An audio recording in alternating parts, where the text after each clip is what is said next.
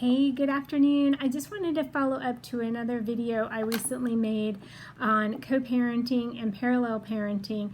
And there's another term, I just think of it like parallel parenting gone bad, but basically it's when you're parallel parenting but there's no communication.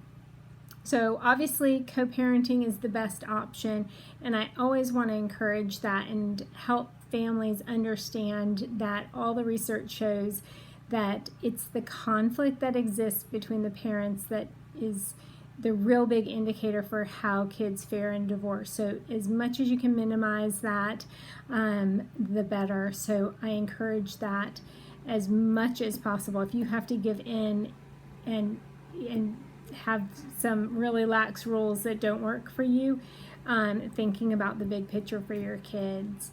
But then when that doesn't work, sometimes parallel parenting can be effective, and that's still communication though. So you are just acknowledging that you have different rules in the home, but hopefully there's a level of communication that's going on between both parents. But what I'm talking about is something that I've heard called splitting, and it's basically when it's just split. Like there's that house and there's this house, and we don't talk.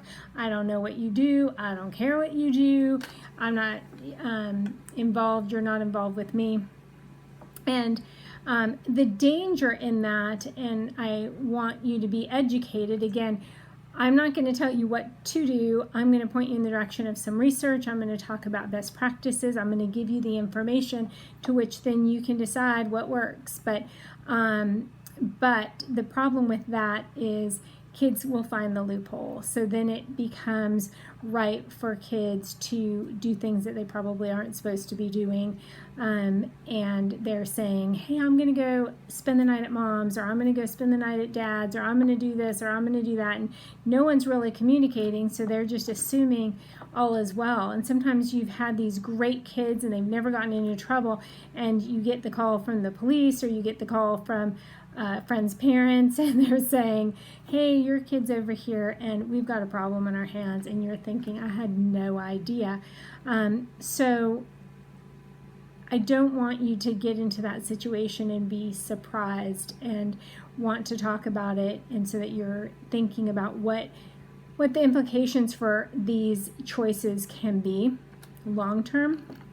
So if you can, try to maintain communication. So even if it's pretty darn separate, sending an email and just saying, hey, I'm just confirming that Johnny said he's going to be spending the night there. Can you just confirm? And you've done your due diligence. Whatever information you think that the other parent's willing to give you. Try your best to keep those lines of communication open, both directions. Don't be snarky if they are asking you, because you both need to be looking out for the best interest of the kids. So hopefully that helps and sheds a little light on it, because I didn't want it to sound like I was being Pollyanna in my way of thinking that co-parenting or parallel parenting was the cure-all. I went through it myself. I had a parent that did not want to parent, and we were not close to being on the same page, and it was really challenging. So when you've got situations like that, I think that the best thing to do is to get with someone like me and really have someone, either it's a paid professional or it's a good friend or someone that you can trust, to really walk through, help you think out, because they're going to be constantly pushing your buttons, your anxiety as a parent, maybe even more so as a mom, like the mama bear thing comes out, I don't know, but trying to navigate how best to communicate with the other parent, to your child, what's acceptable, what's not.